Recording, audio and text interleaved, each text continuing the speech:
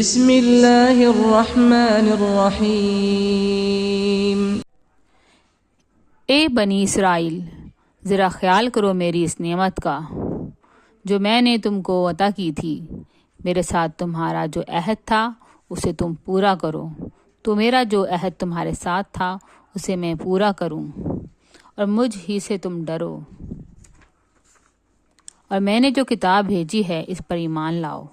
یہ اس کتاب کی تائید میں ہے جو تمہارے پاس پہلے سے موجود تھی، لہٰذا سب سے پہلے تم ہی اس کے منکر نہ بن جاؤ۔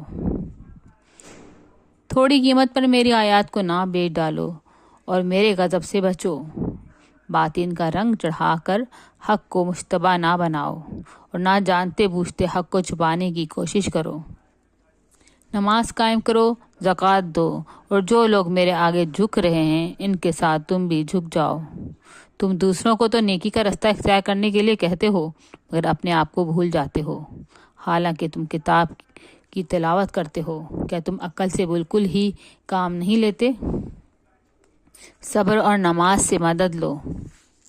بے شک نماز ایک سخت مشکل کام ہے، مگر ان فرما بردار بندوں کے لیے مشکل نہیں ہے جو سمجھتے ہیں کہ آخر کار انہیں اپنے رب سے ملنا ہے اور اسی کی طرف پلٹ کر جانا ہے۔ اے بنی اسرائیل، یاد کرو میری اس نعمت کو جس سے میں نے تمہیں نوازا تھا، اور اس بات کو کہ میں نے تمہیں دنیا کی ساری قوموں پر فضیلت عطا کی تھی، اور ڈرو اس دن سے جب کوئی کسی کے ذرا کام نہ آئے گا، نہ کسی کی طرف سے سفارش قبول ہوگی، نہ کسی کو فدیہ لے کر چھوڑا جائے گا، اور نہ مجرموں کو کہیں سے مدد مل سکے گی۔ یاد کرو وہ وقت جب ہم نے تم کو فرعونیوں کی غلامی سے نجات بخشی۔ انہوں نے تمہیں سخت عذاب میں مبتلا کر رکھا تھا، تمہارے لڑکوں کو ذبح کرتے تھے اور تمہاری لڑکیوں کو زندہ رہنے دیتے تھے، اور اس حالت میں تمہارے رب کی طرف سے تمہاری بڑی آزمائش تھی۔ یاد کرو وہ وقت جب ہم نے سمندر پھاڑ کر تمہارے لیے راستہ بنایا، پھر اس میں سے تمہیں بخیرت گزروا دیا، پھر وہیں تمہاری آنکھوں کے سامنے فرعونیوں کو غرقاب کیا۔ یاد کرو جب ہم نے موسیٰ کو 40 شبانہ روز کی قرارداد پر بلایا تو اس کے پیچھے تم بچھڑے کو اپنا معبود بنا بیٹھے۔ اس وقت تم نے بڑی زیادتی کی تھی، مگر اس پر بھی ہم نے تمہیں معاف کر دیا کہ شاید اب تم شکر گزار بنو۔ یاد کرو کہ ٹھیک اس وقت جب تم یہ ظلم کر رہے تھے، ہم نے موسیٰ کو کتاب اور فرقان عطا کی تاکہ تم اس کے ذریعے سے سیدھا راستہ پا سکو۔ یاد کرو جب موسیٰ یہ نعمت لیے ہوئے پلٹا تو اس نے اپنی قوم سے کہا کہ لوگو، تم نے بچڑے کو معبود بنا کر اپنے اوپر سخت ظلم کیا ہے، لہٰذا تم لوگ اپنے خالق کے حضور توبہ کرو اور اپنی جانوں کو ہلاک کرو، اسی میں تمہارے خالق کے نزدیک تمہاری بہتری ہے۔ اس وقت تمہارے خالق نے تمہاری توبہ قبول کر لی کہ وہ بڑا معاف کرنے والا اور رحم فرمانے والا ہے۔ یاد کرو جب تم نے موسیٰ سے کہا تھا کہ ہم تمہارے کہنے کا ہرگز یقین نہ کریں گے جب تک کہ اپنی آنکھوں سے علانیہ خدا کو تم سے کلام کرتے نہ دیکھ لیں۔ اس وقت تمہارے دیکھتے دیکھتے ایک زبردست ذائقے نے تم کو آ لیا، تم بے جان ہو کر گر چکے تھے، مگر پھر ہم نے تم کو جلا اٹھایا، شاید کہ اس احسان کے بعد تم شکر گزار بن جاؤ۔ ہم نے تم پر پھر ابر کا سایہ کیا، من و سلوہ کی غذا تمہارے لیے فراہم کی، اور تم سے کہا کہ جو پاک چیزیں ہم نے تمہیں بخشی ہیں انہیں کھاؤ، مگر تمہارے اسلاف نے جو کچھ کیا وہ ہم پر ظلم نہ تھا، بلکہ انہوں نے آپ اپنے ہی اوپر ظلم کیا۔ پھر یاد کرو جب ہم نے کہا تھا کہ یہ بستی جو تمہارے سامنے ہے اس میں داخل ہو جاؤ، اس کی پیداوار جس طرح چاہو مزے سے کھاؤ، مگر بستی کے دروازے میں سجدہ ریز ہوتے ہوئے داخل ہونا اور کہتے جانا حطۃ حطۃ، ہم تمہاری خطاؤں سے درگزر کریں گے اور نیکوکاروں کو مزید فضل و کرم سے نوازیں گے۔ مگر جو بات کہی گئی تھی ظالموں نے اسے بدل کر کچھ اور کر دیا۔ آخرکار ہم نے ظلم کرنے والوں پر آسمان سے عذاب نازل کیا۔ یہ سزا تھی ان نافرمانیوں کی جو وہ کر رہے تھے۔ یاد کرو جب موسیٰ نے اپنی قوم کے لیے پانی کی دعا کی تو ہم نے کہا کہ فلاں چٹان پر اپنا اعضا مارو، چنانچہ اس سے 12 چشمے پھوٹ نکلے، اور ہر قبیلے نے جان لیا کہ کون سی جگہ اس کے پانی لینے کی ہے۔ اس وقت یہ ہدایت کر دی گئی تھی کہ اللہ کا دیا ہوا رزق کھاؤ پیو اور زمین میں فساد نہ پھیلاتے پھرو۔ یاد کرو جب تم نے کہا تھا کہ اے موسیٰ ہم ایک ہی طرح کے کھانے پر صبر نہیں کر سکتے، اپنے رب سے دعا کرو کہ ہمارے لیے زمین کی پیداوار، ساگ، ترکاری، کھیرا، ککڑی، گیہوں، لہسن، پیاز، دال وغیرہ پیدا کرے۔ تو موسیٰ نے کہا کیا ایک چیز بہتر کے بجائے تم ادنا درجے کی چیزیں لینا چاہتے ہو؟ اچھا کسی شہری آباد میں جا رہو، جو کچھ تم مانگتے ہو وہاں مل جائے گا۔ آخرکار نوبت یہاں تک پہنچی کہ ذلت و خواری اور پستی و بدحالی ان پر مسلط ہو گئی اور وہ اللہ کے غضب میں گر گئے۔ یہ نتیجہ تھا اس کا کہ وہ اللہ کی آیات سے کفر کرنے لگے اور پیغمبروں کو ناحق قتل کرنے لگے۔ یہ نتیجہ تھا ان کی نافرمانیوں کا اور اس بات کا کہ وہ حدود شرع سے نکل جاتے تھے۔ یقین جانو کہ نبی عربی صلی اللہ علیہ وسلم کو ماننے والے ہوں یا یہودی عیسائی ہوں یا صابی، جو بھی اللہ اور روز آخرت پر ایمان لائے گا اور نیک عمل کرے گا، اس کا اجر اس کے رب کے پاس ہے اور اس کے لیے کسی خوف اور رنج کا موقع نہیں ہے۔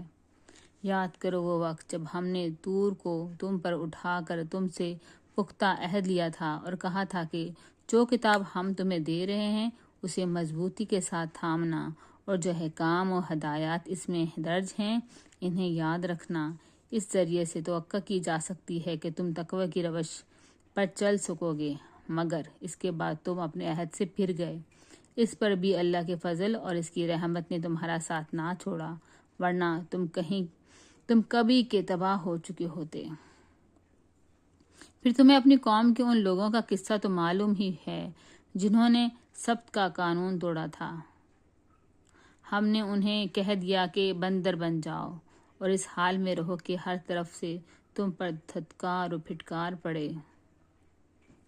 اس طرح ہم نے ان کے انجام کو اس زمانے کے لوگوں اور بعد کی آنے والی نسلوں کے لیے عبرت اور ڈرنے والوں کے لیے نصیحت بنا کر چھوڑا۔ پھر وہ واقعہ یاد کرو جب موسیٰ نے اپنی قوم سے کہا کہ اللہ تمہیں ایک گائے ذبح کرنے کا حکم دیتا ہے۔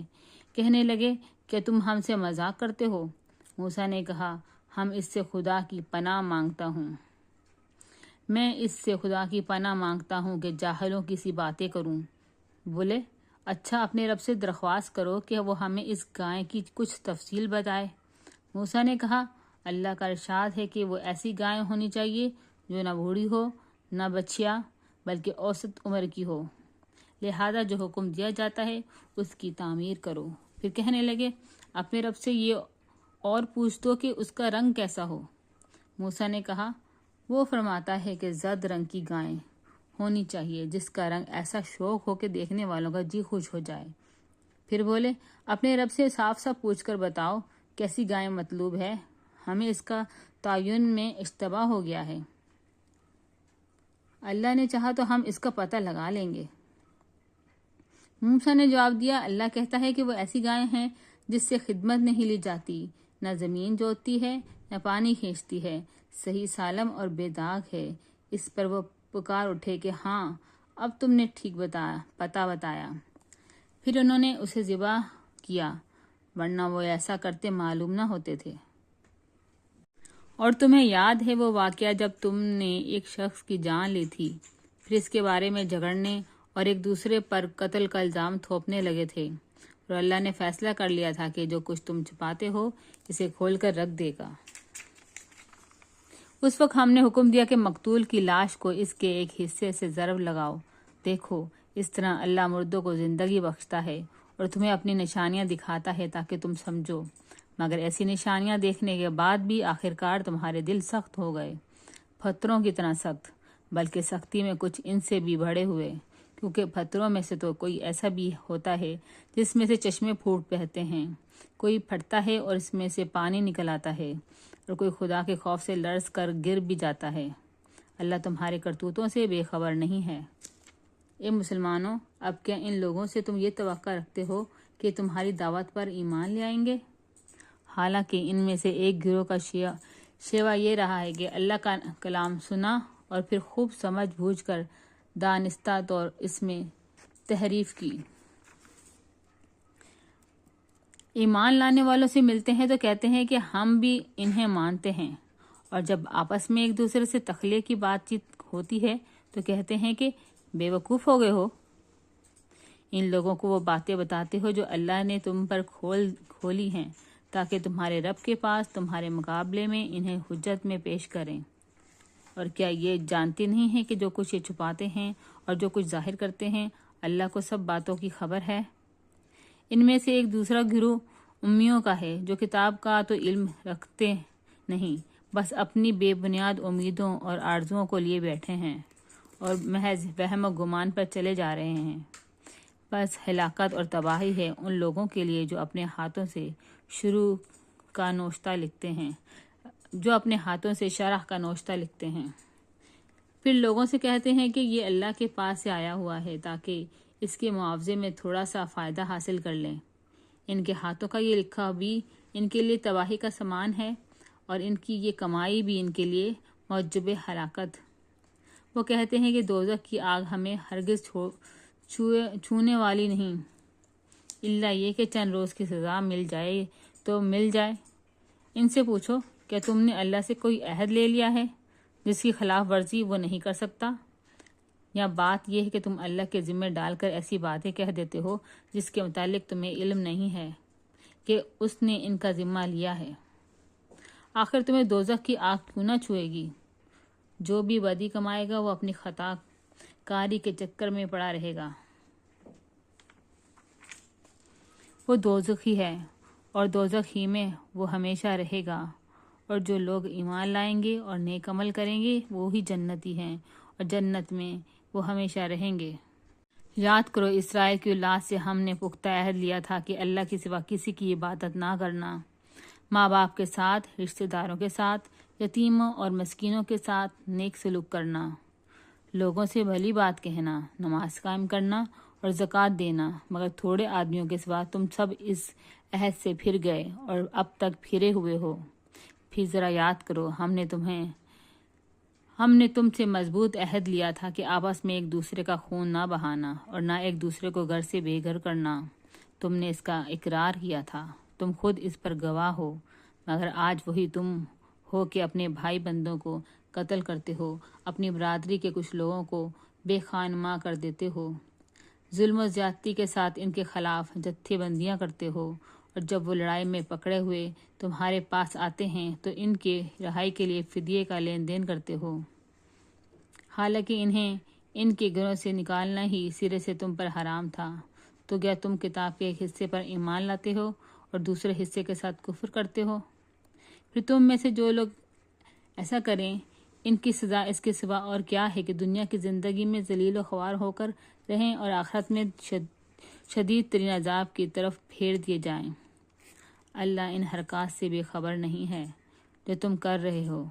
یہ وہ لوگ ہیں جنہوں نے آخرت بیچ کر دنیا کی زندگی خرید لی ہے، لہٰذا ان کی سزا میں کوئی تخفیف ہوگی اور نہ انہیں کوئی مدد پہنچ سکے گی۔